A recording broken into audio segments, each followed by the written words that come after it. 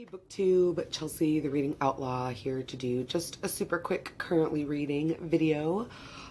It was bound to happen eventually, but I finally missed a Monday posting, but I'm here on Tuesday, so you know, balance, friends. It's the keyword in 2018. So I'm just here to talk really quickly about what I have been reading lately. I'm going to tell you guys the favorite book that I read in January. I'm going to tell you the most recent book I just finished. And then I'm going to tell you all the books that I'm reading right now. So we're just going to do a quick little snapshot. So my favorite book from January was brand new to me, and it was one that has been on the list for forever. So I want to say thank you to Kirsty for finally getting me to read it, for finally giving me the kick in the pants. My favorite book in January was Simon versus the Homo Sapiens Agenda, which I read so that I can go see the movie Love, Simon when it comes out. I thought it was super cute and super wonderful and a really great rom-com and just kind of all around a really enjoyable story. The representation in the book was great. There are fat characters and queer characters and characters of color, and socioeconomic status becomes a concern, and all of these things are just wound up in this plot and this dialogue that reads as being so true, both to similar experiences that I had and then experiences that I've heard about from teens that I've worked with in my life before. So I'm just really excited for the first big gay motion picture rom-com to come out, and I really wanted to read the book, and I'm glad that I did. It was the best book that I read in January. The last book that I finished was American Panda by Gloria Chow, and I really liked this book.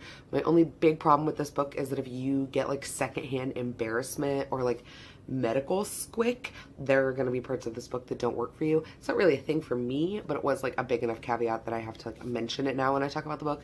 But this book is so good. This is a book about May, who's Taiwanese, and her Taiwanese parents want more than anything for her to go be a doctor. But May is an extreme germaphobe, hates the medicine, the medical field. Anytime she has to go do anything with it, it's disgusting to her, and she loves dance. But she's doing really well in school, and she's dealing with a lot of complicated family dynamics, and the way that it plays out and the way that her parents are written and created just made, like, I rushed through this book and I super loved it. So I highly recommend that you pick it up. And then as far as what I'm currently reading, it's a 50-50 split between new reads and rereads, one of which I'm super excited about because it was on my, well, two of them actually. The two that are new to me are ones that were on my most anticipated 2018's read list, both the video I made here and the podcast episode that we did about it.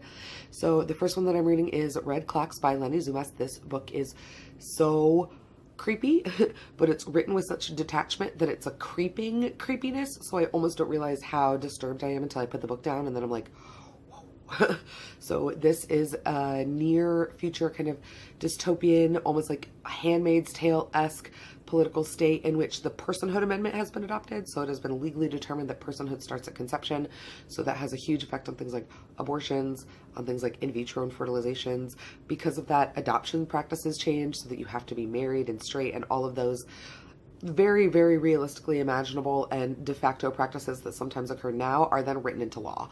And it's about 5 women living in the society dealing with that. One of them is a teenage student, one of them is her teacher, one of them is a local parent, one of them is a local person who lives in the woods, who practices like traditional holistic medicine and kind of breaks the law basically.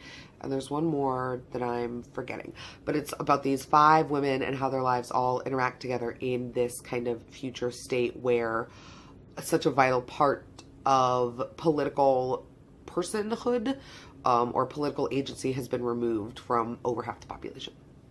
So, and the other thing I'm reading, flip side, kind of, is The Bells by Daniel Clayton. I'm only about halfway through with this, but this is a fantasy set in the province of Orleans, and it is about the commodification of beauty. Beauties are able to sell beauty to people and to make people beautiful for money. That ranges in everything from certain almost plastic surgery-esque procedures to the application of hair and makeup and style and all of these things. But the book is just starting to get into some of the tensions and the push and pulls between the people who can do that and the people who want to pay for that to happen, and what power beauty has. I've seen some mixed reviews about the ending of this book, so I'm a little nervous, but I'm really loving it so far. I said before, like a while ago when I just started it, that it's doing with color and writing about color, what I wanted to see from Furthermore by Tahira Mafi and never got to see. So I'm really excited, and I really love it, and I'm hoping that it ends well. And then the 2 books that I'm rereading, the first one is A Wrinkle in Time by Madeleine L'Engle, because who doesn't love A Wrinkle in Time? And also because the movie's coming out soon. So, time for a refresh. But I love it. Charles Murray and Meg and Mrs. Whatsit. And I love this book a lot, you guys. So I'm rereading it. I'm actually rereading it in print this time. The last time I reread it, I listened to it on audio, and I recommend both. But this time I just decided to go ahead and pick up the ebook. And then the other thing I'm rereading, I am re-listening to because I was stressed. And one of the things I like to do when I'm stressed is to find an audiobook with a narrator whose voice I really enjoy. So this time that turned out to be Aristotle and Dante Discover the Secrets of the Universe by Benjamin Ellery Sainz, which is, of course, narrated by the inestimable Lin-Manuel Miranda. It's fantastic. This is one of those cases which usually happens when I'm in these kind of like comfort reads, listens kind of places, is actually slowed the book down. So I'm listening to it at only 1 1/4 speed, which is, I think, like the slowest I've listened to an audiobook in, like, I probably couldn't tell you. So I'm just finding a lot of comfort in not only the story of Aristotle and Dante, but also in having Lin-Manuel read it to me himself. So that's what I'm reading right now. That's my quick update. Let me know down below what you're reading, what you're getting to, what you're loving and enjoying, or what you've just finished and maybe didn't love or were totally raving about. I want to hear about all of it. All of my social media is down below. Please come listen to us on the podcast. I will see you guys next time. And until then, take care of yourselves, take care of each other, and happy reading.